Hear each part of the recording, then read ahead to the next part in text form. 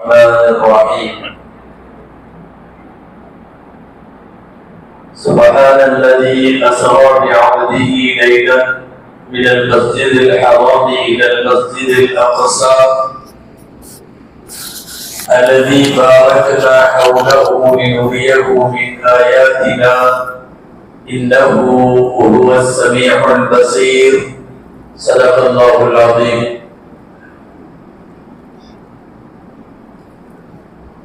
அளவற்ற அருளாளனும் நிகரற்ற அன்புடையவனுமாகிய எல்லாம் வல்ல அல்லாஹ்வின் பெயரால் துவங்குகிறேன்.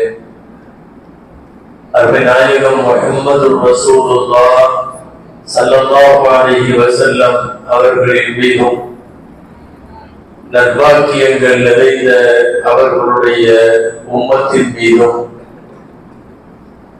குறிப்பாக இந்த மஜ்லிஸிலே வீற்றிருக்கிற நம் அனைவர் மீதும் எல்லாம் வல்ல அல்லாஹ்வின் நல்லருள் என்றென்றும் நிறைவாக உண்டாவதாக. ஆமீன்.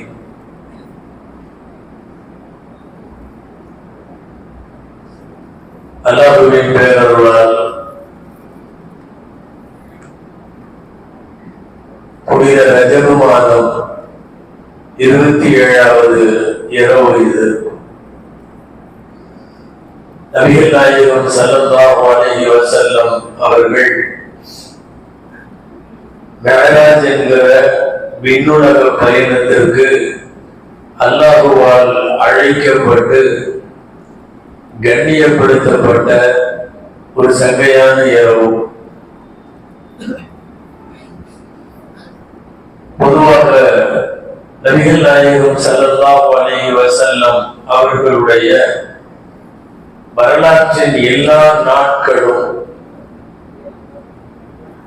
அவர்கள் வாழ்வில் நடந்த முக்கியமான நாட்கள், தினங்கள், விசேஷத்திற்குரியவைகள், இவைகளை பற்றியெல்லாம் ஒவ்வொரு ஆண்டும் இந்த உம்மத்திற்கு நினைவு கூறப்படுகிறது.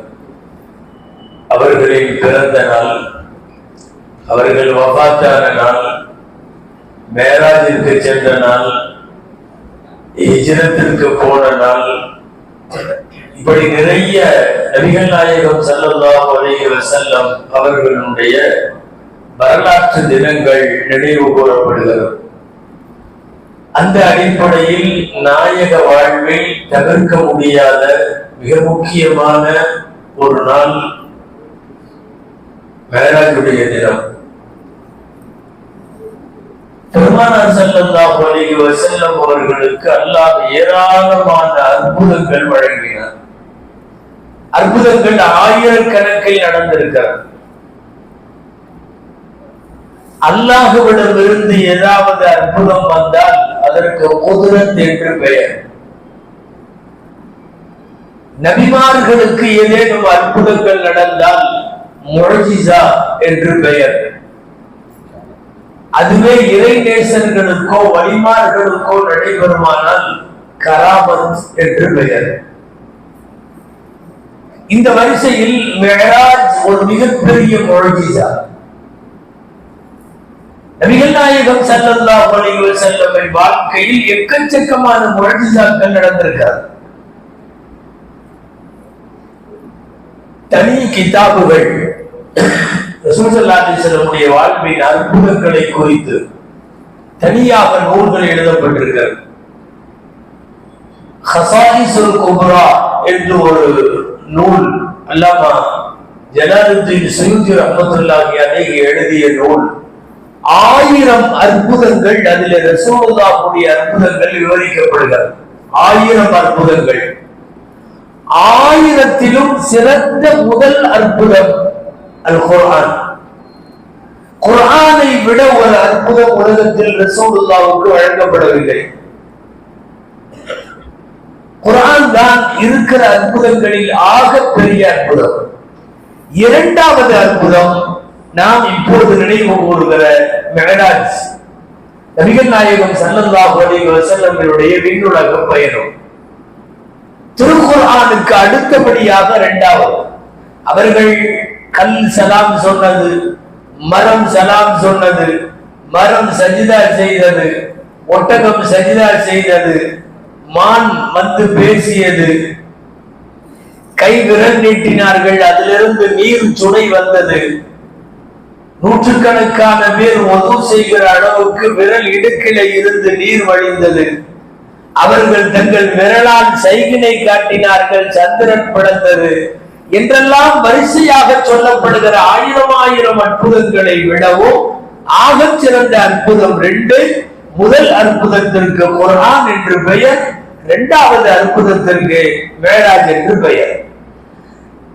குர்ஆனுடைய 15வது ஜுஸுவினுடைய துவக்கம் மேராஜினுடைய நிகழ்ச்சியை சொல்லக்கூடிய வசனம். அந்த வசனத்தில் அல்லாஹ் ஒரு வார்த்தை சொல்லுகிறான், லினுரியஹு மின் ஆயாத்தினா, நாம் நம்முடைய அத்தாட்சிகளை காட்டுவதற்காக வேண்டி ரசூலுல்லாஹி ஸல்லல்லாஹு அலைஹி வஸல்லம் அவர்களை நாம் அழைத்து சென்றோம். அந்த ஆயத்துக்கு மாத்திரம் நாம் இப்போது விளக்கம் பார்க்கலாம். சுப்ஹானல்லதி, அந்த இறைவன் பரிசுத்தமானவன். யார்? அஸ்ரா பி அப்திஹி, தனது அடியாரை, தன் அடிமையை இரவில் அழைத்து சென்றான். லைலன் மினல் மஸ்ஜிதில் ஹராம், மஸ்ஜிதுல் ஹராமில் இருந்து அழைத்து சென்றான். இலல் மஸ்ஜிதில் அக்ஸா, மஸ்ஜிதுல் அக்ஸாவுக்கு அழைத்து விட்டு போனான். மஸ்ஜிதுல் அக்ஸா எந்த மாதிரி பூமி? அல்லதி பாரக்னா ஹவ்லஹு, அதை சுற்றியுள்ள பகுதிகளை எல்லாம் நாம் பரக்கத்து செய்தோமே, அந்த இடம் வரை அழைத்து போனான். லினுரியஹு மின் ஆயாத்தினா, அதற்கு மேல் இறைவன் மேராஜ் வரை, ரப்பை சந்திக்கிற இடம் வரை கூட்டி சென்றான். அது நம்ம அத்தாட்சிகளை காட்டுவதற்காக. இன்னஹு ஹுவ ஸமீஉல் பஸீர், அவன் நன்கு கேட்பவன், நன்கு பார்ப்பவன் என்று குர்ஆனிலே வருகிறது. பொதுவாக மேராஜ் ஒரு அற்புதம், ஒரு ஆச்சரியம். நமக்கெல்லாம் தெரியும், ஏதாவது அல்லாஹ்வை புகழ்ற மாதிரி வாக்கியமா இருந்தா அல்ஹம்துலில்லாஹ்னு சொல்லுவோம். ஆச்சரியமான விஷயம், ஏதாவது நல்ல விஷயம் நடந்துச்சுன்னா மாஷா அல்லாஹ்னு சொல்லுவோம். ஏதாவது தீமையான விஷயம் காதுல கேட்டா நவுது பில்லான்னு சொல்லுவோம். அந்த மாதிரி நமக்கு வந்துடக்கூடாதுங்கிறதுக்காக சொல்லுவோம். இந்த மாதிரி வரிசையில ஆச்சரியமானவைகளுக்கு சொல்லுகிற வார்த்தை சுப்ஹானல்லாஹ். எப்பவா இருந்தாலும் சரி, எந்த ஆச்சரியத்தை பார்த்தாலும் சுப்ஹானல்லாஹ் அப்படின்னு சொல்லுவோம். மேராஜ் ஒரு அற்புதம். எனவே அதை ஆரம்பிக்கிற போது இறைவன் சுப்ஹானல்லதி என்று தொடங்குகிறார், சுப்ஹானல்லாஹ் என்று தொடங்குகிறார். 2வது வாக்கியம், இந்த ஆயத்தை மட்டும் விளக்கமா பார்த்தாலே மேராஜ் ஓரளவு புரியும். அஸ்ரா பி அப்திஹி, தனது அடியானை கூட்டி போனான். நாமளா போனது ஒன்று இருக்கு, அழைப்பு கொடுத்து நீங்க வந்துருங்கன்னு சொல்லிட்டு போறது ஒன்று இருக்கு. கையோட உங்களை கூட்டிட்டு வர சொன்னாங்க வாங்க அப்படிங்கிறது ஒன்று இருக்கு. இப்படி 3 டைப்ல இருக்கு. தாவத்து 3 வகை. நம்மளா கூப்பிட்டுலாம் கூட மாட்டாங்க, நம்மளா போயிடுறது. இது மரியாதை இருக்காது.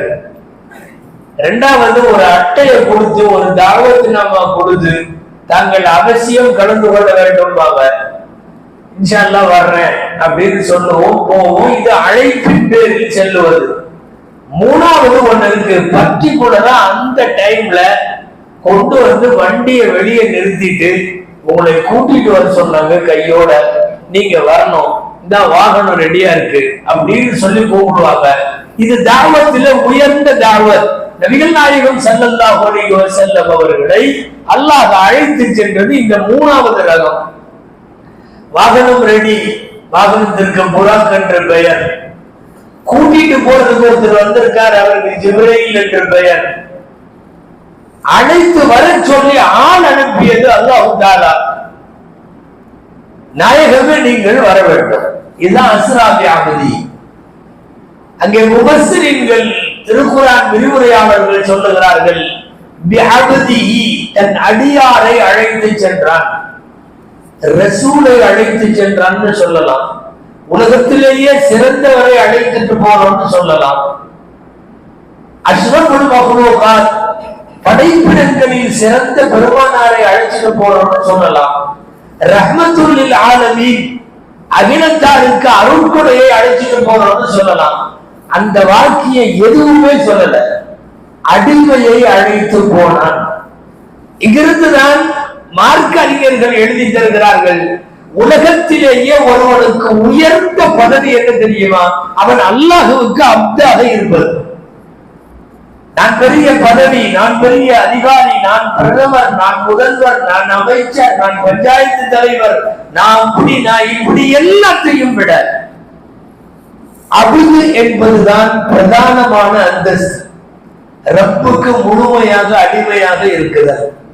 ஸல்லல்லாஹு அலைஹி வஸல்லத்திலேயே கொஞ்ச நாளைக்கு முன்னாடி, மேராஜுக்கு கொஞ்ச நாளைக்கு முன்னாடி கேட்டாங்களாம், உங்களை எப்படி அழைக்கப்பட வேண்டும் என்று நீங்கள் விரும்புகிறீர்கள்? ரசூலுல்லாஹ் சொன்னாங்களா, நான் அப்தாக இருக்க பிரியப்படுகிறேன். நான் பெரிய விஐபி, ரசூல், கடைசி நபி, காத்தம் நபி இதெல்லாம் இல்ல, நான் அல்லாஹ்வுக்கு அடிமையாக இருக்க வேண்டும். அபுது, அபுது என்ற வார்த்தை அவ்வளவு ஆழமானது, பொருள் கொண்டது. ஸல்லல்லாஹு அலைஹி வஸல்லத்துக்கு விருப்பமான பேரு அபுது தான். அதனாலதான் நாம யார் முஸ்லிமாக இருந்தாலும் தான் கலிமா சொல்றப்ப அஷ்ஹது அன்ன முஹம்மதன் வந்துட்டு ஃபர்ஸ்ட் அப்துஹு தான் வரும்.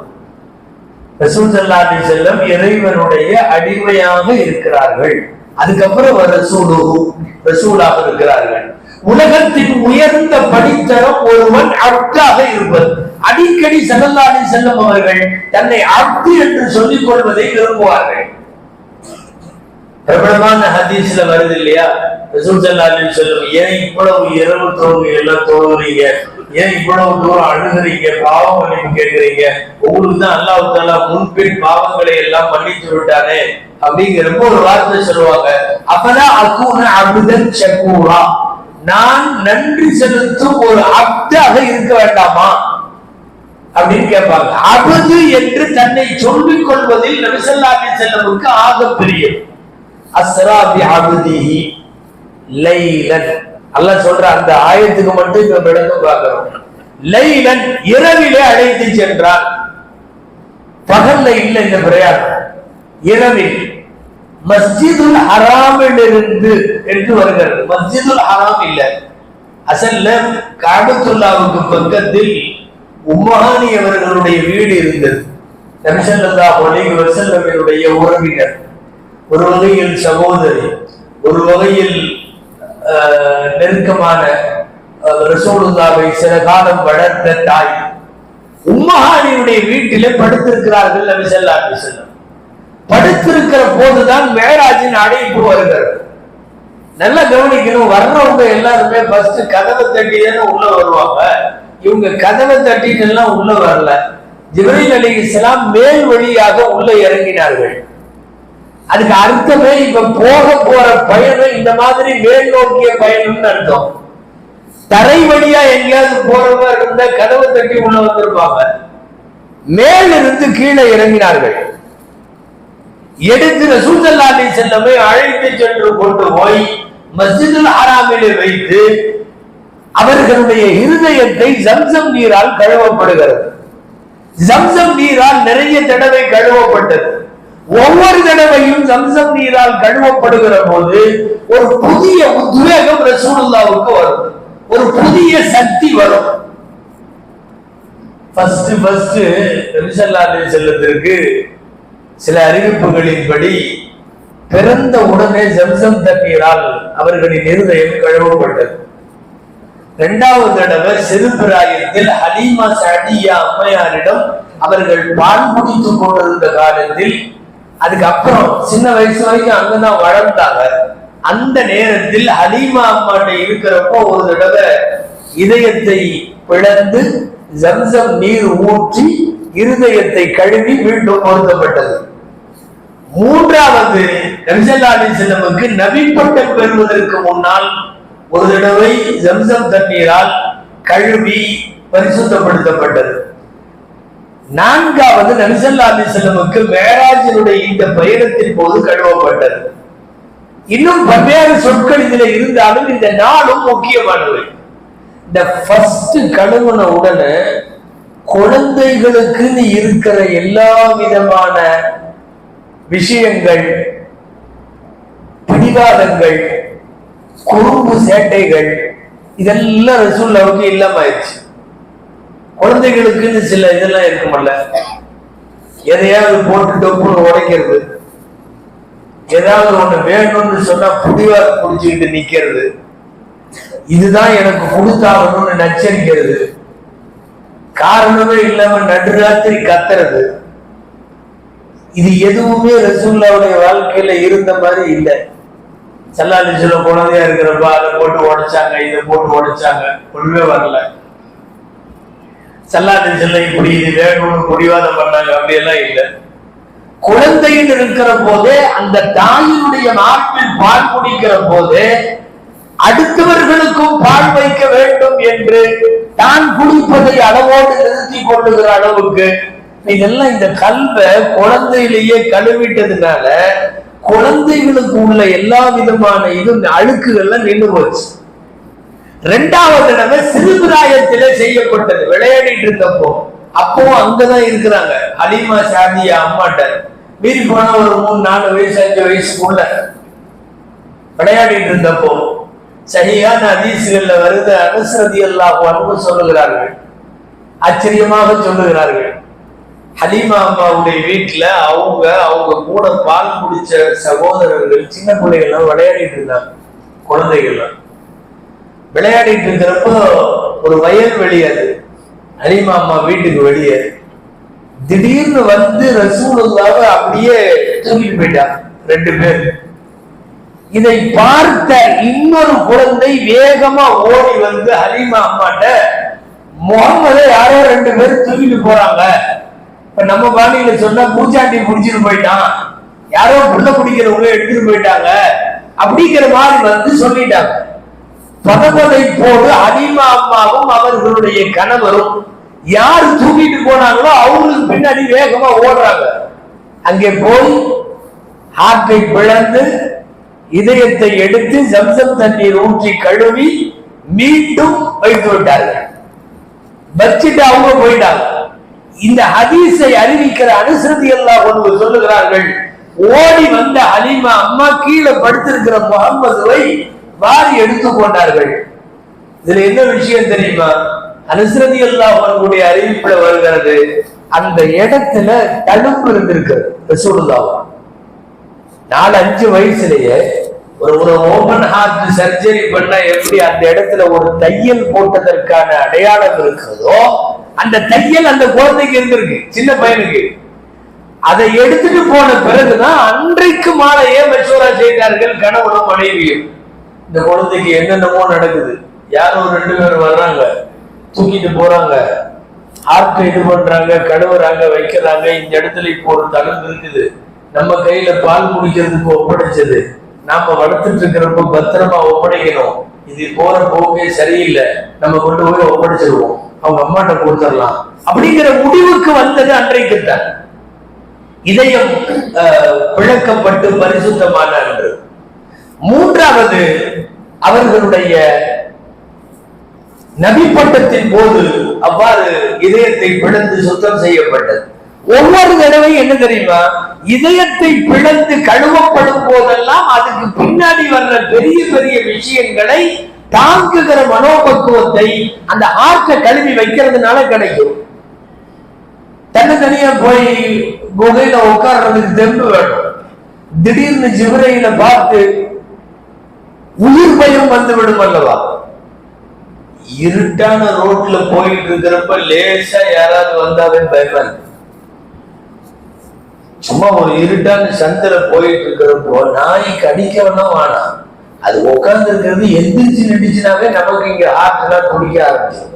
அது சவுண்டு போடல, பின்னாடி துரட்டல, ஒண்ணும் பண்ணல, ஹார்ட் எல்லாம் துடிக்க ஆரம்பிச்சிடும். இது எந்திரிச்சு நிக்குது, எவனோ வர்ற மாதிரி இருக்குது, போற மாதிரி இருக்கு. ஒரு தனியாக ஊருக்கு வெளியில இருக்கிற ஒரு மலைக்குள்ள இருக்கிற குகைக்குள் அமர்ந்து கொண்டிருக்கிற போது திடீர்னு யாராவது வந்து மனித உருவம் அல்லாமல் வேறு உருவத்துல நின்ன பார்த்த உடனே பயம் வரணுமா இல்லையா? வராத அளவுக்கு அல்லது வகியை தாங்குகிற அளவுக்கு அவருடைய உள்ளம் சுத்தம் செய்யப்பட்டது. வகியை தாங்கிறதுக்கு ஒரு வெயிட், ஏறுறதுக்கு ஒரு திடமான மனோதிடம் வேண்டும். அந்த மனோதிடத்தை, இதயத்தை கழுவி சுத்தப்படுத்தப்பட்டது. அந்த அடிப்படையில் தான் மெஹராஜ், தரைவழி பயணம், வான்வழி பயணம், சுவனத்தை நோக்கிய பயணம், நரகத்துக்குள்ளே பயணம், நபிமார்களை சந்தித்தல், நபிமார்களுக்கு தொட வைத்தல், இவ்வளவும் நடக்க வேண்டும். அதனால் அவர்களை இருதயத்தை கழுவி சுத்தம் செஞ்ச உடனே காபத்துல்லாவிலே இருந்து புராக் வாகனத்தில் பைத்துல் முகத்தஸிற்கு அழைத்து செல்லுகிறார்கள். உங்களுக்கு எல்லாம் வருஷம் வருஷம் வரலாறு தெரிஞ்சதுதான், அதனால சுருக்கமா சொல்லிடுறேன். மஸ்ஜிதுல் அக்ஸாவுக்கு போனார்கள். அத்தனை அம்பியாக்கள், அருவாகுகள் அங்கே இருந்தார்கள். இதுவரை நபிகள் நாயகம் ஸல்லல்லாஹு அலைஹி வஸல்லமுக்கு முன்னால் ஆதம் அலைஹிஸ்ஸலாம் காலத்தில் இருந்து வந்தவர்கள் எல்லாம் அங்கே நிறுத்தி வைக்கப்பட்டார்கள். எல்லோருக்கும் இமாமத்து செய்கிற இந்த பெயர் மூலம்தான் இமாமுல் அம்பியா, நபிமார்களுக்கு இமாம் என்கிற பெயர் பெருமானார் ஸல்லல்லாஹு அலைஹி வஸல்லமுக்கு ஏற்படுகிறது. அந்த தொழுகை வச்சு முடிச்சது, அப்புறம் வானம் போனது, ஒவ்வொரு வானத்திலையும் ஒவ்வொரு நபியை சந்திச்சது, அல்லாஹுவை சந்தித்தது, நரகத்தின் காட்சிகளை கண்டது, சுவனத்தின் காட்சிகளை கண்டது, எல்லாம் ஆண்டுதோறும் கேள்விப்படுகிறீர்கள். அதே வரலாறு தான். இருந்தாலும் அந்தந்த காலத்துக்கு தோதுவா என்ன படிப்படையோ அதை பேசலாம் தான். அதே வரலாறு சொல்றது இல்லை. சில பேர் இந்த வரலாறு கேட்டு கேட்டு மனப்படம் வேற ஆயிருக்கும் அவங்களுக்கு. நீங்க மிஸ் பண்ணாலும் நாங்க உங்களுக்கு சொல்லி கொடுத்துருவோம் அப்படிங்கிற அளவுக்கு.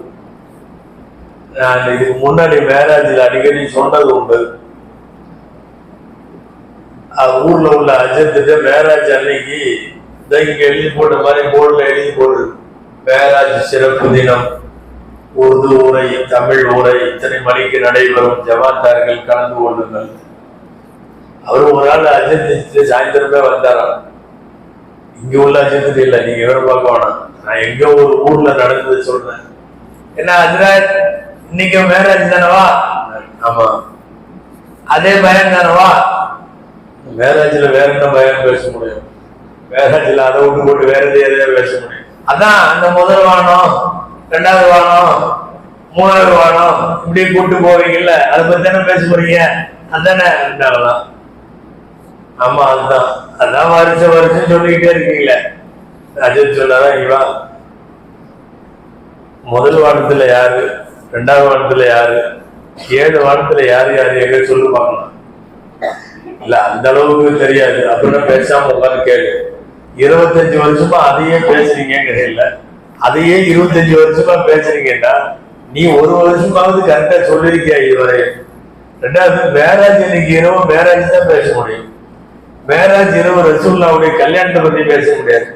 ஸல்லல்லாஹு பத்ருடைய இரவுனா பத்ர் அதுதான் பேச முடியும். பத்ர்ல உட்கார்ந்துட்டு ரசூலுல்லாஹ்வுடைய கல்யாணத்தை பத்தியோ மேராஜை பத்தியோ சொல்ல முடியாது. அந்த அடிப்படையில் மேராஜுடைய நிகழ்ச்சிகள் நாம நிறைய கேள்விப்பட்டிருக்கிறோம். நபிகள் நாயகம் ஸல்லல்லாஹு அலைஹி வஸல்லம் போனது வந்தது இதெல்லாம். முதல் ஒரு விஷயம், மேராஜை பொறுத்தவரை அல்லாஹ் ஜல்ல ஷானஹு தஆலா, நீங்க பல தடவை கேள்விப்பட்டதுனால சுருக்கமா சொல்றேன், 3 காரணங்கள் மேராஜில். ஒரு காரணம் ரசூலுல்லாஹ்வுக்கு துன்பமான நேரத்தில் ஆறுதல். இரண்டாவது காரணம், நபி ஸல்லல்லாஹு அலைஹி வஸல்லம் அவர்கள் மூலமாக இந்த உலகத்திற்கு தனது அத்தாட்சிகளை, தன் வல்லமையை, தன் ஆற்றலை அல்லாஹ் காட்டுகிறான். மூணாவது விஷயம், இது ஒரு சோதனை. யாரெல்லாம் ஈமான் பலவீனமானவங்க, யாரெல்லாம் ஈமான் சக்தி வாய்ந்தவங்க, இந்த 3 தான் மேராஜிற்கு காரணம். ஃபர்ஸ்ட் காரணம் ஆறுதல்.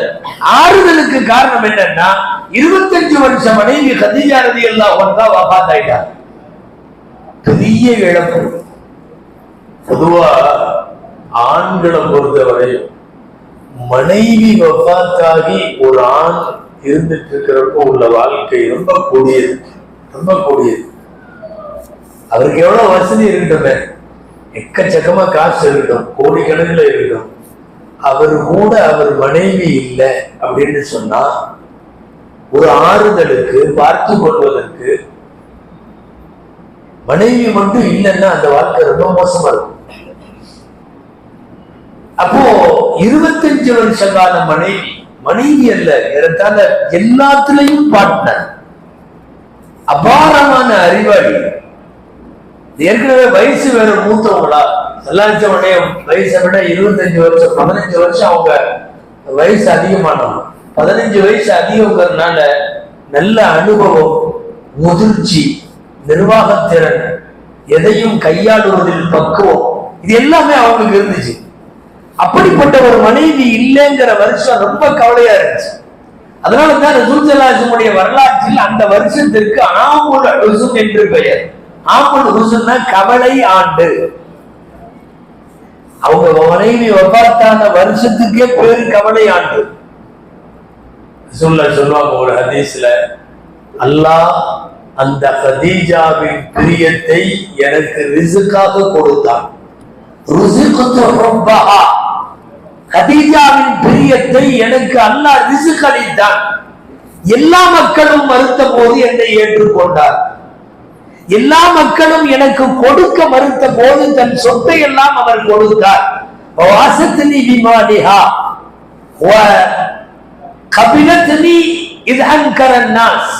மக்கள் எல்லாம் மறுத்த போது என்னை ஏற்றுக்கொண்டார். எல்லாரும் என்னை தள்ளி வைத்த போது தன் காசு பணத்தை எல்லாம் கொடுத்தார். இந்த உலகத்தின் முதல் முஸ்லிம் கதீஜா ரலியல்லாஹு அன்ஹா. அந்த அம்மாவுடைய வாழ்க்கை மாதிரி பெருமானார் ஸல்லல்லாஹு அலைஹி வஸல்லம் வாழ்க்கையில எந்த பெண்ணும் அமையல. நிறைய மனைவிகள் இருந்தார்கள் பின்னாட்கள்ல. நம்ம முன்னாடியும் சொல்லியிருக்கோம், இதே பள்ளியில எனக்கு நினைப்பு இருக்கு, ரம்ஜான்ல நல்லா ஞாபகத்துல வச்சுக்கணும். கதீஜா அம்மா வஃபாத் ஆகிற வரையும் ரசூலுல்லாஹ்வுக்கு 2வது கல்யாணம் நடக்கல. அவங்க வஃபாத் ஆகுறாங்க, அதுக்கு பின்னாடி 10 வருஷத்துல வருஷந்தோறும் நிறைய பேர் மனைவி, 10 மனைவிகள் சுமார் 10 வருஷத்துல. கதீஜா அம்மா உயிரோடு இருந்த வரைக்கும் 2வது கல்யாணம் நடக்கல. நீங்க இப்படி கணக்கு போடுங்க, 25 வயசுல ஸல்லல்லாஹு அலைஹி வஸல்லமுக்கு திருமணம், 51 வயசுல அவங்க வஃபாத் ஆகுறாங்க. இடைப்பட்ட 26 ஆண்டு காலங்கள் பெருமானாருக்கு அவர்கள் மட்டும்தான் மனைவி. வகி வந்த போது இவர்கள் பயந்து வந்த போது போர்த்தி விட்டு மடியில படுக்க வைத்து ஆறுதல் சொல்லி, அல்லாஹ் உங்களை கைவிட மாட்டான், கவலைப்படாதீங்க, ரொம்ப அற்புதமான ஒரு கவுன்சிலிங் கொடுத்த மனைவி கதீஜா ரலியல்லாஹு அன்ஹா.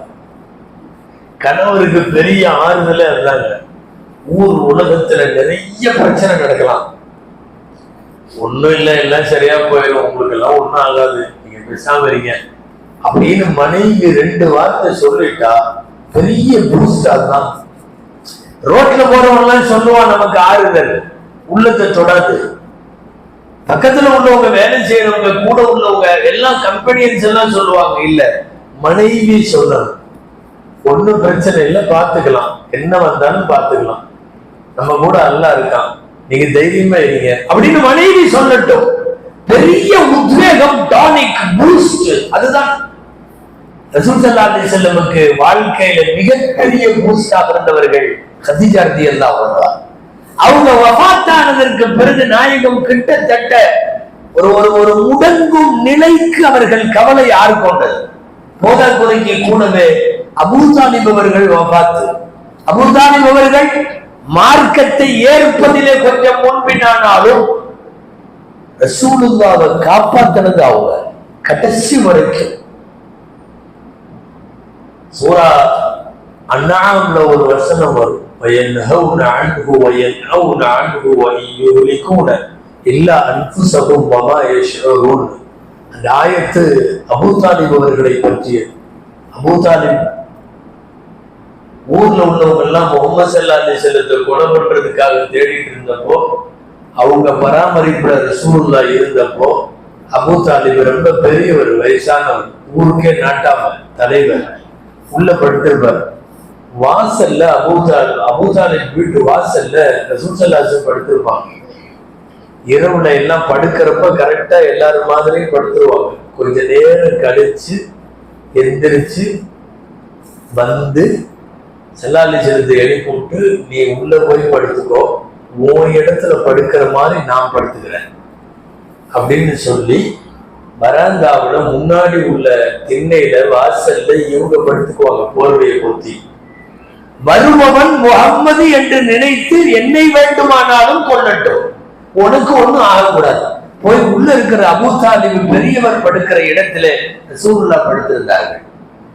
ஸல்லல்லாஹு அலைஹி வஸல்லத்தை ஏறத்தாழ உறவுக்காரர்களில் இவ்வளவு தூரம் பாதுகாத்தவர்கள் வேற யாரும் இல்லை.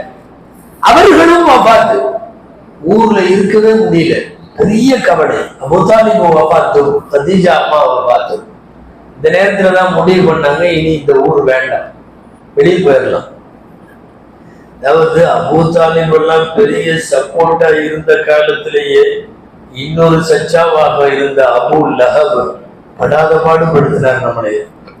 போற வர்ற இடத்துல எல்லாம் கல்லெடுத்து எறிகிறது, கடைவீதியில மண்ணவாரி சுத்துறது, இந்த வேலையெல்லாம் பண்ணிட்டு இருந்தவர். இனி அவங்களும் இல்லைன்னா நம்மளை என்ன பண்ணுவாருன்னு தெரியல. அதனால நாம வெளியூர் போயிடுவோம்னு சொல்லி தாயிஃபுக்கு போனோம். தாயிஃப்ல போய் அங்க மார்க்கத்தை எடுத்து சொல்லிட்டு இருந்ததுன்னா நமக்கு தெரியும், எல்லா விதமான தொந்தரவும் அங்க கொடுத்தாங்க. ஏற்கனவே குடும்பத்தில் பல பேருடைய மரணத்தினுடைய இழப்புகளால் பாதிக்கப்பட்டு மிகுந்த மன நோவினைக்கும் கவலைக்கும் துக்கத்திற்கும் ஆளான ஒருவர் அபயம் தேடி தங்கள் ஊருக்கு வந்த போது அவர்களும் கண்ணாலே அடித்து விரட்டுகிறார்கள். சரியா 10 நாள் ஸல்லல்லாஹு அலைஹி வஸல்லம் வஃபாத்திற்கு முன்னாலே ஆயிஷா அம்மா ஒரு தடவை கேட்பாங்க, உங்க வாழ்க்கையிலேயே ரொம்ப மோசமான நாள்ங்கிறது அந்த உஹது தானே, உஹது போர் தானே, அதுல உங்களுக்கு ரத்தம் வந்துச்சு, உங்க பல்லையெல்லாம் உடைச்சிட்டாங்க உஹது போர்க்களத்துல, அதுதானே அப்படின்னு கேட்டாங்க ஆயிஷா அம்மா. ஸல்லல்லாஹு அலைஹி சொன்னாங்க, அது இல்லை, நான் தாயிஃப்ல தங்கி இருந்த 10 நாள், அந்த 10 நாள் மாதிரி என் வாழ்க்கையில சோகமாக நான் அனுபவித்த எந்த நாளும் இல்லை. வாழ்க்கையிலேயே ரசூலுல்லாவை மிகுந்த ரணத்திற்கு உட்படுத்திய ஒரு பயணம் தாயிஃப் பயணம். தாயிஃப்ல இருந்து திரும்பி வந்து இந்த மனோநிலையில, அடிபட்ட மனோநிலையில் ஆறாத காயங்களோடு இருக்கிற போதுதான் மேராஜ் பயணம் ஏற்படுகிறது. மேராஜ் கதீஜா அம்மா மரணத்திற்கு பிறகு அன்னலாருக்கு ஆறுதல் கூற அல்லாஹ் அழைத்தார். அபூ தாலிபிற்கு பிறகு ஆறுதல் கூற அல்லாஹ் அழைத்தான்.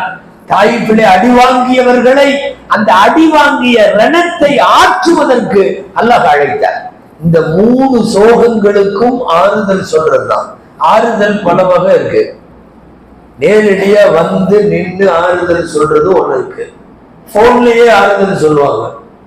கேள்விப்பட்டேன் உங்க வீட்டுல இப்படி ஒரு மௌத்தம்மா, சரி அல்லாஹ் லேசாக்குவான், அல்லாஹ் அவங்க பாவங்களை மன்னிப்பான், தைரியமா இருங்க அப்படின்னு சொல்லிட்டு அவங்க வச்சிருவாங்க.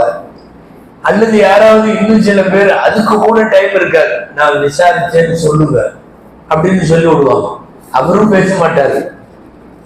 இப்ப இதெல்லாம் விட அழைத்து பக்கத்தில வைத்து மலக்குகள் மூலம் ஆறுதல் சொல்லலாம். இதுக்கு முன்னாடி எல்லாம் அதான் நடந்துச்சு. ஒவ்வொரு தடவை அடி வாங்குறப்போ ஜிப்ரீல் ஒரு ஆயத்து கொண்டு வருவார். அந்த ஆயத்து குர்ஆன்ல நிறைய இடத்துல இருக்கு.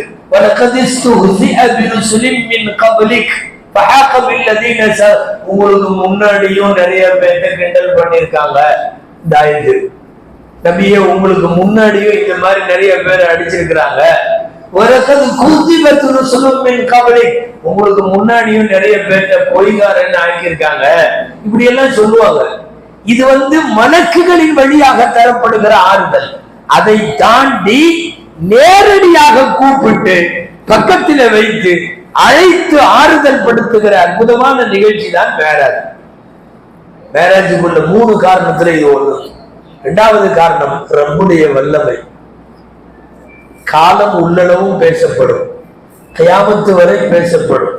மேராஜ் அறிவியல் 7 வானத்தை கடந்ததாவெல்லாம் இன்னும் ஏத்துக்கல. ஏன்னா அறிவியல்ல வானமே இல்லை, வானமே இல்லை. அப்படி இருந்தா ஆனா முதல் வானத்துக்கே இன்னும் வரல, முதல் வானத்துக்கே இன்னும் வரல. 7 வானங்களை தாண்டிய ஆராய்ச்சி எல்லாம் இனிமேல் தான் போகணும். விஞ்ஞானத்தை பொறுத்த வரையும் அதெல்லாம் போகணும். இது பேரு விண்வெளி, அவ்வளவுதான். வானம் ஒரு வானத்திற்கும் அடுத்த வானத்திற்கும் இடையில உள்ள தூரம் 7 வானங்களை கடந்ததற்கு பிறகு இருக்கிற சோனமோ நரகமோ அரசோ எதை பற்றியும் விஞ்ஞானம் போகாது. ஆனா விஞ்ஞானத்துக்கு இந்த மாதிரி போக முடியும் என்பது அறிவியல் பூர்வமாக அவன் வருவதற்கு இன்னும் சில காலம் ஆகலாம். இஸ்லாமியர்களை பொறுத்தவரை திருக்குரானையும் ஹதீஸையும் நம்புவார்கள். திருக்குரான் சொல்லுது, நான் கூட்டிட்டு போன வானங்கள்லாம் தாண்டி அல்லாஹ் சொல்லிட்டான், ஆமான்னு வணங்கும். நமக்கு எந்த சயின்டிஸ்டுக்கு மேலேயும் நம்பிக்கை இல்லை. அவங்க இன்னைக்கு ஒண்ணு சொல்லுவாங்க, நாளைக்கு மாறிடுவாங்க. கொஞ்ச நாளைக்கு முன்னாடி பூமி தட்டைன்னா, அப்புறம் பூமி சதுரம்னா, செவ்வகம்னா, அப்புறம் ரவுண்டா உருண்டைன்னா, இப்ப அதையும் கொஞ்சம் மாற்றி முட்டை மாதிரி நீள்வட்ட வடிவம்னு அதுக்கு ஒரு பேர் சொல்றான். வெறும் ரவுண்ட் இல்ல, நீள்வட்ட வடிவம்ங்கிறான். கொஞ்ச நாளைக்கு சூரியன் பூமியை சுற்றுதுமா, அப்புறம் கொஞ்ச நாள் கழிச்சு இல்ல பூமி சூரியன் தான் பூமியை சுற்றுதுமா. இப்படி ஒவ்வொன்னா சொல்றதை எல்லாம் மாத்திட்டே இருக்கான். அவன்கிட்ட போய் ரசூல்லா மேராஜுக்கு போனாங்க அப்படிங்கறது எல்லாம் சொல்றதோ அவன் நம்ப வைக்கிறதோ அவ்வளவு சீக்கிரம் ஆகாது. ஆனா ஒண்ணு மட்டும் உறுதி, கூட்டிட்டு போனேன்னு அல்லாஹ் சொல்றான். ரசூலுல்லா நான் போனேன்னு சொல்லல. நான் போனேன்னு ஒருத்தர் சொல்றதா இருந்தா அதுல யாருக்காவது சந்தேகம் எல்லாம் வரும். சர்வ வல்லமையும் படைத்த உலகத்தை இயக்கி கொண்டிருப்பவன் சொல்லுகிறான், நான் கூட்டிட்டு போனேன். கன்ஃபார்ம் அவ்வளவுதான். அவன் கூட்டிட்டு போனாங்கிறப்ப கேள்வியே கிடையாது. எல்லா வல்லமையும் படைச்சு அவன் சொல்றான் நான் கூட்டிட்டு போனேன்னு. உனக்கு அப்புறம் அதுக்கப்புறம் உனக்கு எதுக்கு அங்க அப்ஜெக்ஷன்லாம்? தன் அத்தாட்சிகளை காட்டுவதற்காக எல்லா அத்தாட்சியும் காட்டினான். ரசூல் போனா உம்மத்துல ஒரு ஆள் போயிட்டு வந்தா உம்மத்தே போன மாதிரி. எங்களுக்கு சொர்க்கமெல்லாம் இருக்கும்னு தெரியாது, நரகமெல்லாம் இவ்வளவு மோசமா இருக்கும்னு தெரியாது அப்படின்னு நாம யாரும் நாளைக்கு சொல்ல முடியாது. ஏன்னா ஒருத்தர் போய் பார்த்துட்டு வந்து பூரா சொல்லிட்டாங்க, இப்படி இப்படி இருக்கு, இப்படி இப்படி இருக்கு. அங்க இவரை பார்த்தேன், அங்க அவரை பார்த்தேன். சொர்க்கத்துல இருக்காரு இவரு, நரகத்துல இருக்காரு இவரு. நரகத்துல உள்ளவரை பார்த்தேன் சொர்க்கத்துல. ஒருத்தர் சொர்க்கத்தோட கேட்ல ஒருத்தர் ரிதுவான் ஒருத்தர் இருக்காரு சொர்க்கத்துடைய கேட்ல. அவர் தான் சொர்க்கத்தினுடைய கேட்ல நிக்கிறவர். எப்பவுமே ஆனந்தமா சிரிச்சிட்டு இருக்காரு. நரகத்தோட கேட்ல ஒருத்தர் இருக்காரு, அவருக்கு மாலிகின் பேரு. நரகத்தோட வாசல்ல இருக்காரு. வாழ்க்கையில இதுவரை அவர் சிரிச்சதே இல்லை போல இருக்கு. செல்லாடி செல்லும் ஜிப்ரீல் அலைஹிஸ்ஸலாட்ட கேட்டாங்கன்னு ஹதீஸ்ல வருது, இவர் ஏன் இப்படி இருக்காரு? சிரிக்கவே இல்லை. ஜிப்ரீல் அலைஹிஸ்ஸலாம் பதில் சொன்னாங்க, லம் யல்ஹக் முன்து خلقه الله تعالى ولو ضحك لاحد لضحك اليك. அல்லாஹ் அவரை படைச்ச நாள்ல இருந்து அவர் சிரிச்சதில்லை. ஒருவேளை யாருக்காவது சிரிக்கிறதா இருந்தா உங்களை பார்த்து சிரிச்சிருப்பாரு, உங்களை பார்த்து சிரிக்கல, முடிஞ்சு. நரகத்தில் நிக்கிறவன் எப்படிங்க சிரிப்பான்? நரகத்துல நிக்கிறவங்க எப்படி சிரிப்பு வரும் அவங்களுக்கு? கண்ட காட்சிகளை எல்லாம் வந்து ரசூல்லா சொன்னதுனால இந்த உம்மத்தில் இருக்கிற யாரும் எங்களுக்கு சுவனம் தெரியாது நரகம் தெரியாதுன்னு சொல்ல முடியாது. லினுரியஹு மின் ஆயாத்தினா, நம்ம அத்தாட்சிகளை காட்டுவதற்காக. எத்தனையோ அத்தாட்சிகள் இருக்கு. ஜியோகிராபின்னு சொல்றமல்ல, புவியியல், ஜியோகிராபி. ஜியோகிராபி வல்லுநர்கள் எவ்வளவோ ஆராய்ச்சி எல்லாம் பண்றாங்க. அவங்களுக்கு என்னன்னு தெரியல, ஒண்ணு மட்டும் புரியுது. நிலத்துக்கு கீழே பெட்ரோல், கச்சா எண்ணெய், கனிம வளங்கள் இதெல்லாம் இருக்கிறது. எத்தனை இடத்துல உலகத்துல இருக்கோ அதை எடுத்து பார்த்தா ஒன்லி மேராஜுக்கு போன ரூட்ல மட்டும்தான் அது இருக்கு, வேற எங்கேயும் இல்லை. என்ன காரணம்னு தெரியல. அவனுக்கு இது மேராஜ்னு புரிய வைக்க முடியாது. இது எங்கள் நாயகத்தினுடைய வழித்தடம். மக்காவிலே கிளம்பி அரபகத்தில் அங்கிருந்து தொடங்கி பழைய ஷாம் தேசத்தினுடைய மஸ்ஜிதுல் அக்ஸா வரைக்கும் வந்தார்கள். இதுக்கு இடையில இன்னைக்கு இத்தனை நாடு வருது, எகிப்து வருது, ஜோர்டான் வருது, மிஸ்ர் வருது, ஷாம் வருது. இந்த நாடெல்லாம் அந்த ரூட்ல பூராமே பெட்ரோல் வளம் உள்ள நாடுகள். இந்த பக்கமும் கொஞ்சம் பெட்ரோல் தோணுனா வரலாம், இந்தியால, சைனால, இந்தோனேஷியால, இலங்கையில, இந்த பக்கம் எல்லாம் இந்த ரூட்ல வரல. அந்த ரூட்டில் இருக்கிறது என்று சொல்லுவதற்கு தோண்டி பார்த்தால் கனிம வளங்கள் இருக்கிறது என்று சொல்ல உனக்கு தெரியும். ஆனா அது ஏன் அங்க மட்டும்னு சொல்ல எங்களுக்கு தெரியும், குர்ஆனுக்கு தெரியும், ஹதீஸுக்கு தெரியும். லினுரியஹு மின் ஆயாத்தினா, நம் வல்லமைகளை காட்டுவதற்காக வேண்டி நாம் அழைத்து சென்றோம். மூணாவது காரணம், இது ஒரு சோதனை, இப்திலா. யாருக்கெல்லாம் லேசா தடுமாற்றமா ஈமான் இருக்கோ அவன்லாம் நம்பாம வெளியே போயிடுவான். யாருடைய ஈமான் எல்லாம் பக்காவா இருக்கோ அவங்க நம்புவாங்க. நீங்க கேள்விப்பட்டிருப்பீங்க, அபூபக்கர் ரலியல்லாஹு அன்ஹு சொன்னாங்க, உங்க சாஹிபு, அப்படியே தான் சொன்னாங்க, உங்க சாஹிபுன்னா தோழர், உங்க சாஹிபு எங்கேயோ நைட்டு ஒரே நைட்ல அங்க எல்லாம் போயிட்டு வந்தாராமா, மேலே எல்லாம் போனாராமா, போயிட்டு வந்தாராமா அப்படின்னு சொன்னப்போ அவர்கள் சொன்ன வார்த்தை தான்,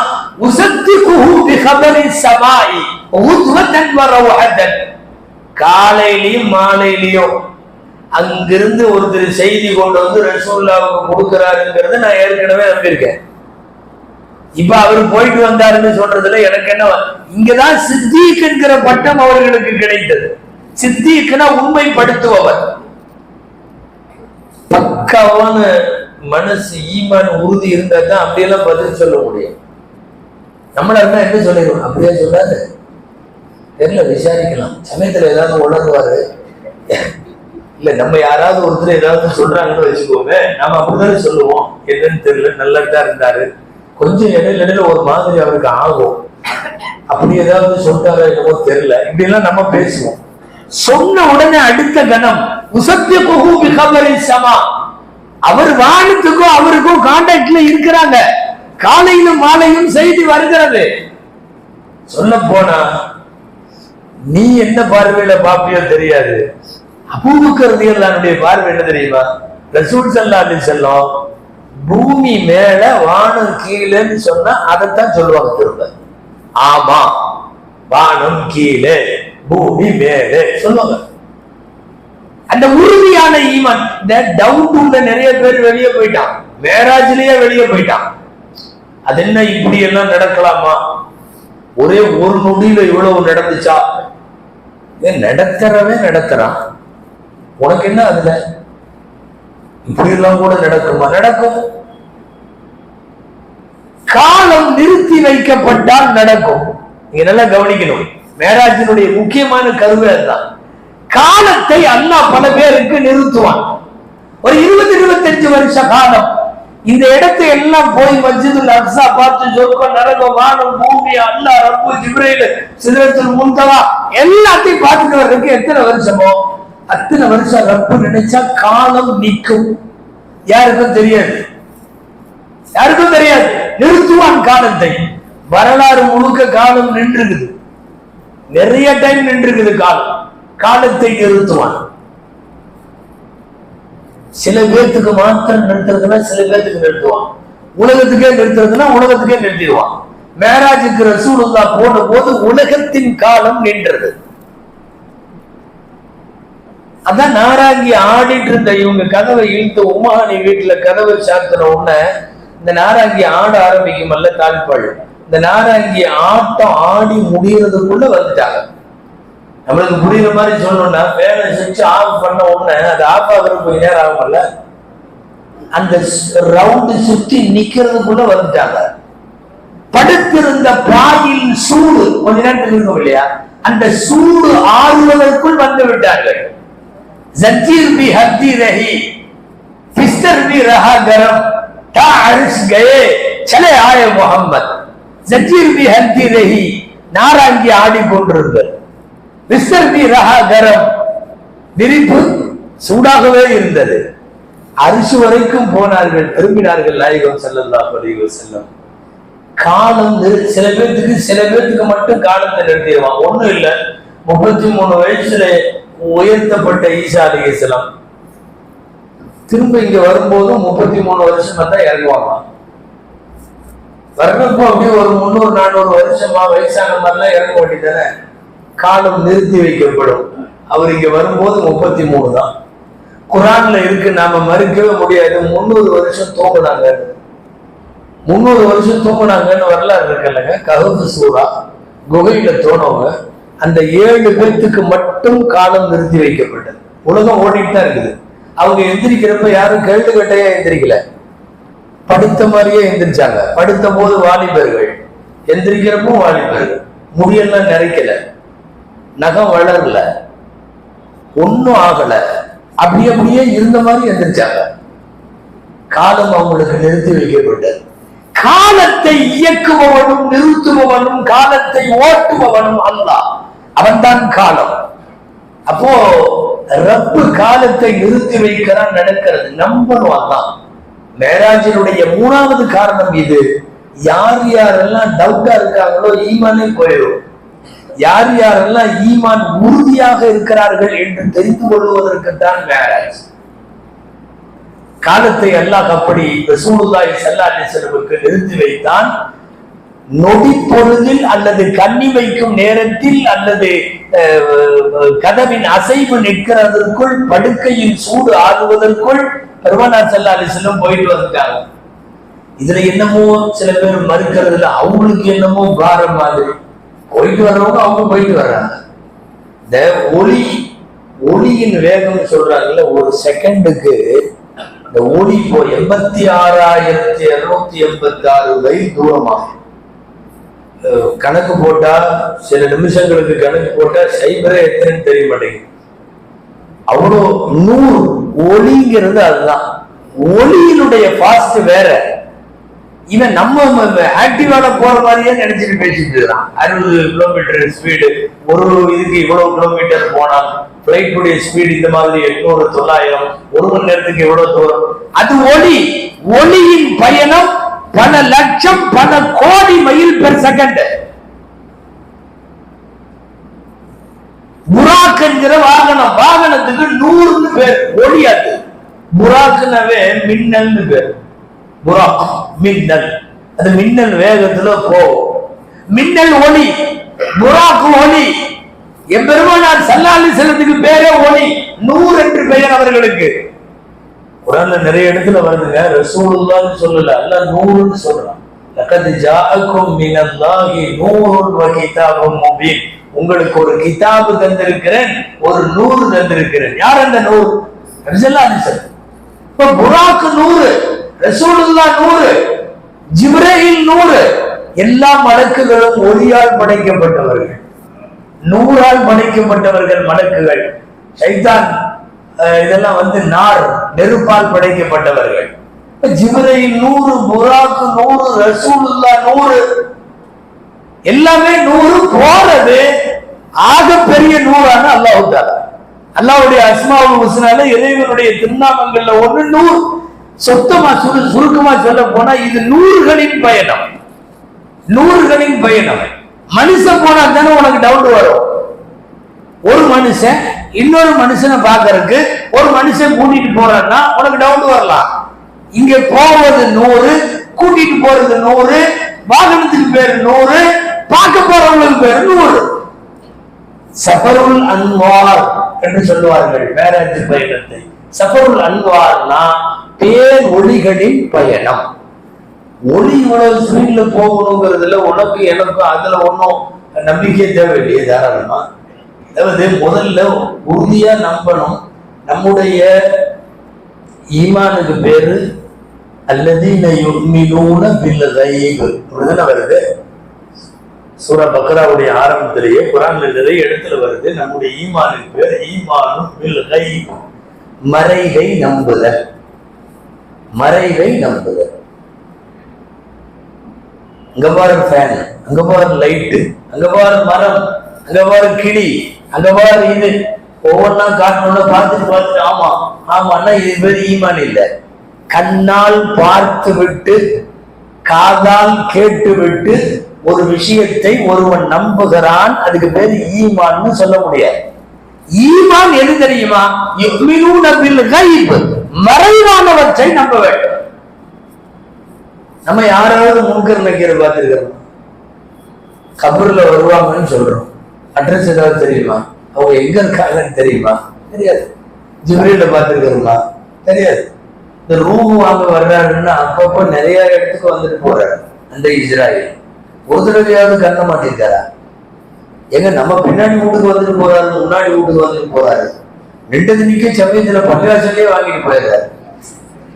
என்னைக்காவது அவரை பார்த்திருக்கிறோமா? பார்த்ததில்லை. அல்லாஹ்வை பார்த்ததில்லை, ரசூலை பார்த்ததில்லை. ஆனால் இதையெல்லாம் நம்பி இருக்கிறோம் அல்லவா? அல்லாஹ் சொல்லுகிறான், இதுக்கு பேரு யுமினூன பில் கைப், பார்க்காமலும் கேட்காமலும் நம்புதல். அதனாலதான் நம்ம ஈமான் ரொம்ப ஹெவியான ஈமான். கண்ணில் பார்த்து ஈமான் கொள்றது இல்ல, கபருக்குரிய நோண்டி பார்த்தா நம்ப மாட்டோம். ஒண்ணும் இல்லை, நிறைய முயற்சி எல்லாம் பண்ணி பார்த்தாங்க, கபருக்குள்ள என்னமாவது நடக்குதான்னு பார்த்துடலாம் அப்படி இப்படி. அதை தோண்டி பார்த்து கொஞ்ச நாள்ல அவங்க மொத்தா போயிட்டான். ஒன்னும் கன்ஃபார்ம் எல்லாம் பண்ண முடியாது.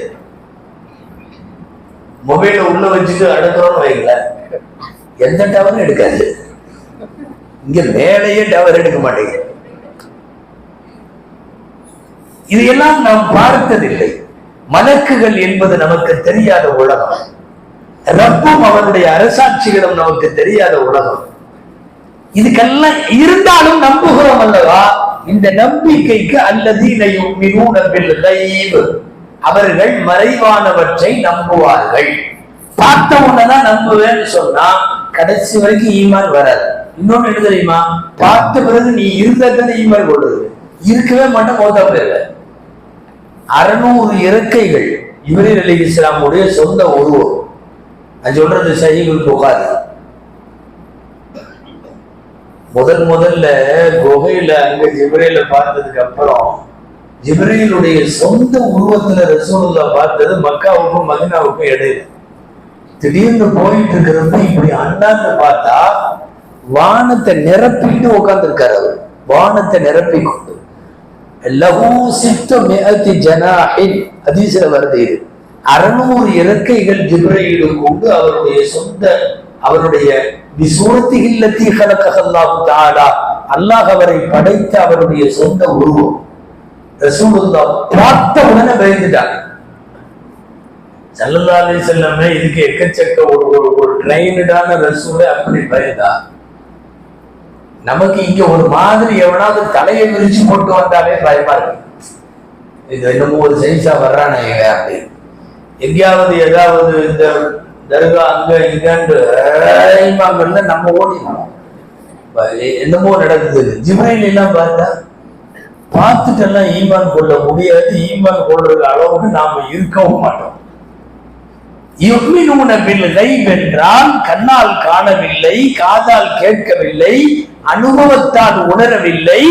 ஆனாலும் யா அல்லாஹ் நாங்கள் இதையெல்லாம் நம்புகிறோம், நீ ஒருவன் என்று நம்புகிறோம், நபிமார்களை நம்புகிறோம், உன் வேதங்களை நம்புகிறோம், சொர்க்கம் நரகம் எல்லாம் உண்டென்று நம்புகிறோம், மறுமையில் விசாரணை உண்டென்று நம்புகிறோம். இதுக்கெல்லாம் பேர் தான் ஈமானும் பில்லை. அந்த ஈமானை உறுதிப்படுத்துவதற்காகத்தான் மேராஜ். அன்பானவர்களே, மேராஜினுடைய ஒவ்வொரு விஷயத்தையும் ஒவ்வொரு அடியையும் சொல்லிட்டே போனாதல்ல மேராஜ். நான் சுருக்கமாக முடிவுக்கு வருகிறேன். அல்லாஹ் 2 பரிசு கொடுத்தார் ரசூலுல்லாஹ்வுக்கு. 2 பரிசு. முதல் பரிசு சூரத்துல் பக்ராவினுடைய கடைசி 2 ஆயத்து. நம்ம அதுதான் ஆமன ரசூலு பிமா உன்சில இலைஹி மின் ரப்பிஹி வல் முஃமினூன், அது ஒரு ஆயத்து. அதுக்கு அடுத்த ஆயத்து லா யுகல்லிஃபுல்லாஹு நஃப்ஸன் இல்லா உஸ்ஆஹான்னு தொடங்கி ஃபன்சுர்னா அலல் கௌமில் காஃபிரின் வரைக்கும் இந்த 2 ஆயத்துகள் ஹவாத்திம் சூரத்துல் பக்ரான்னு சொல்லுவாங்க. பக்ராவின் கடைசி வசனங்கள். அல்லாஹ்விற்கு மேராஜில் கொடுக்கப்பட்ட அன்பளிப்பு. புகாரி ஷரீஃப்ல மகாசின்னு ஒரு பாடம், அந்த பாடத்துல இந்த ஹதீஸ் வருது. பத்ரிலே கடந்து கொண்ட சஹாபி இதை அறிவிக்கிறார்.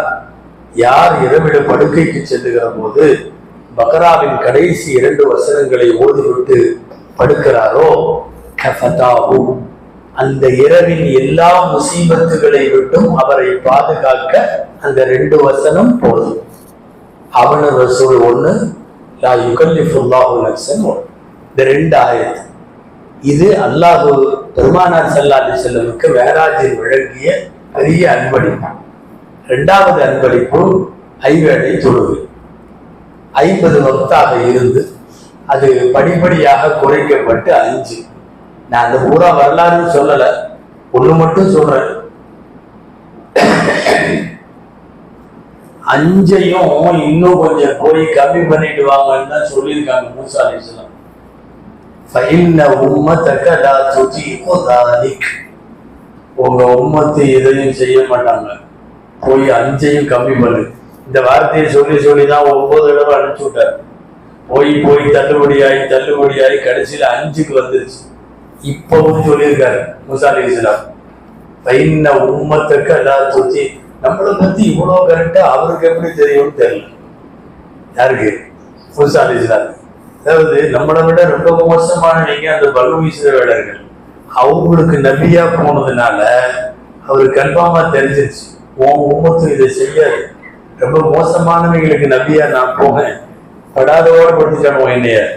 உங்க உம்மத்தும் 5 வக்தெல்லாம் தொழுவாங்கன்னு சொல்ல முடியாது, திரும்ப போகணும். இது ஹதீஸ்ல மேராஜுடைய நீண்ட ஹதீஸ், ஒரு பக்கம் 1.5 பக்கத்துக்கு வருது இல்லையா சஹீஹுல் புகாரில. கடைசி வரி தான் என்னன்னா, மூசா என்னை திரும்ப போக சொன்னார், என் ரப்புடைய இதுக்கப்புறம் போறதுக்கு எனக்கு வெக்கமா இருந்துச்சு, அதனால நான் போகல. ரொம்ப வெக்கமா இருந்துச்சு. சில பேர் ஜபருக்கு வாங்குற பேர்ல 5-6 தடவை வந்து வாங்குவாங்க. போடா இன்னும் கொடுக்குறாங்களா, போடா வெக்கமா இருக்கா, இனி ஒரு மாதிரி பாக்குறாங்க. சும்மா கஞ்சி ஊத்துறாங்கிறதுக்காக பக்கெட்டு தூக்கிட்டு வந்தா, இப்படி திரும்ப வந்தா. சில பேர் பொட்டனை வாங்குறது இல்லை, வேற ஏதாவது இலவசமா ஏதாவது கொடுத்தோம்னா லெப்ட்ல ரைட்ல முன்னாடி இந்த அங்க அவர் நிக்கிறார் வாங்கிட்டு சொல்றாரு அப்படின்னு அவருக்கு வாங்கி இப்படிலாம் வாங்குறாங்கல்ல. ரொம்ப கட்டத்துக்கு அப்புறம் வாங்குறவனுக்கே வெக்கம் வருது, போறதுக்கே கஷ்டமா இருக்கு. சொல்றாங்க 9 தடவை போய் 55 ஆயிருக்கு, இதுக்கு மேல எல்லாம் நான் போற மாதிரி ஐடியா இல்ல, நான் வெக்கப்படுறேன் அப்படின்னா. உண்மையாகவே அதுதான் 5 கூட தொழுகலைன்னா வெக்கி தலை குனிய வேண்டிய விஷயம் அர்த்தம். இனி எல்லாம் போனா குறைஞ்சிருக்குமான்னு தெரியல. ஆனா என்ன குறைஞ்சாலும் சரி வாரத்துக்கு ஒரு தடவை தொழுவு அப்படின்னு எல்லாம் அல்லா சொல்லியிருக்கவே மாட்டான், கண்டிப்பா சொல்லியிருக்க மாட்டான். ஆனா இன்னைக்கு நம்ம அதை செஞ்சுட்டு இருக்கிறோம். வாரத்துக்கு ஒரு தடவை, வருஷத்துக்கு 2 தடவைங்கிற மாதிரி வெக்கி தலை குனிய வேண்டிய செய்தியாக ரசூலுல்லாஹி ஸல்லல்லாஹு அலைஹி வஸல்லம் அவர்கள் சொல்லி இருக்கிறார்கள். திடீர்னு சவுண்ட கூட்டினாருன்னா நீங்க முடிச்சுக்கங்கன்னு அர்த்தம். நல்லா கரெக்டா இருக்கிற சவுண்ட்ல வால்யூமை கூட்டுறாங்கன்னு வைங்களேன், பயானம் முடிச்சுங்க, டைம் ஆயிடுச்சு. அல்ஹம்துலில்லாஹ், தொழுகை என்கிற பரிசு அல்லாஹ்வால் தரப்பட்டது. சூரத்துல் பக்ராவினுடைய கடைசி 2 வசனம் அல்லாஹ்வால் தரப்பட்டது. வாழும் காலமெல்லாம் தொழ வேண்டும். அன்பானவர்களே, மறுமையினுடைய முதல் விசாரணை சொன்னாங்க, அப்பலுமா யுஹாஸபு பிஹில் அப்து யௌமல் கியாமத்தி அன் ஸலாம். அடியானை முதலாக இறைவன் விசாரிப்பது தொழுகை. அந்த தொழுகையும் அதனுடைய கடமையை உணர்ந்து தொழுதாக வேண்டும். ரொம்ப மேராஜுக்கு போயிட்டு வந்த பிறகு ரசூலுல்லாஹ் சொன்னது என்ன தெரியுமா?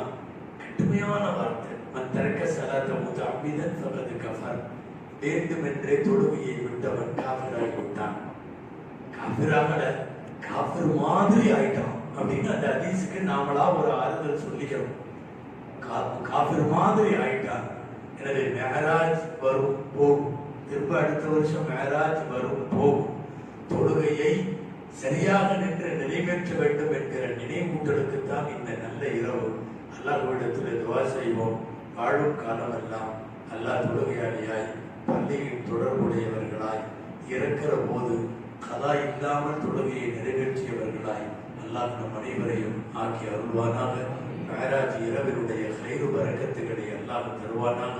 இந்த இரவின் பொருட்டால் பெருமானார் ஸல்லல்லாஹு அலைஹி வஸல்லம் அவர்களை கண்டு களிக்கிற சுபதத்தில் உடன் இருக்கிற நற்பாக்கியத்தை அல்லாஹ் நம் அனைவருக்கும் வழங்குவானாக. ஆமீன். வஆஹிரு தஅவானா அல்ஹம்துலில்லாஹி ரப்பில் ஆலமீன். اللهم صل على سيدنا محمد وعلى آل سيدنا محمد وبارك وسلم عليه صلاة وسلاما عدد ما ذكره الذاكرون وغفل عن ذكره الغافلون. اللهم بحرمة صاحب التاج والمعراج والبراق نبينا محمد صلى الله عليه وسلم نسألك أن تقضي حوائجنا وتشفي أمراضنا وتصلح لنا أحوالنا وتصلح سرنا وعلانيتنا وبارك لنا ويبارك لنا في ديارنا وأموالنا وأعمالنا وطول حياتنا بالأعمال الصالحة ونذر قلوبنا بنور معرفتك يا الله يا رحمن يا رحيم. يا ربي بالمصطفى بلغ مقاصدنا واسمح لنا ما مضى يا واسع الكرم. اللهم بحرمة هذه الليلة ليلة المعراج يسر عسيرنا وعسير من حضرنا في هذا المجلس وحضرنا من حضرنا في هذا المسجد وحضرنا في هذا المقام وعسير هذه الأمة، فإن تيسير كل عسير عليك يسير يا ميسر الأمور. اللهم رب الأرباب ويا مسبب الأسباب، اللهم منزل الكتاب، اللهم مجري السحاب، بارك لنا في أفعالنا وأعمالنا كلها، وارحمنا برحمة تغنينا بها عن رحمة من سواك يا أرحم الراحمين. نعوذ بك من جهد البلاء ودرك الشقاء وسوء القضاء وشماتة الأعداء يا رب العالمين. اللهم إنا نعوذ بك من الشك والشقاق والنفاق والشقاق وسيء الأخلاق يا أرحم الراحمين ويا أكرم الأكرمين ويا غياث المستغيثين يا مجيب دعوة المضطرين. لا تردن أيدينا خائبين، لا تردن أيدينا خائبين، لا تردن أيدينا خائبين. ربنا آتنا في الدنيا حسنة وفي الآخرة حسنة وقنا عذاب النار. وصل وسلم على سيدنا محمد وآله وصحبه أجمعين والحمد لله رب العالمين. صلى الله على محمد صلى الله عليه وسلم صلى الله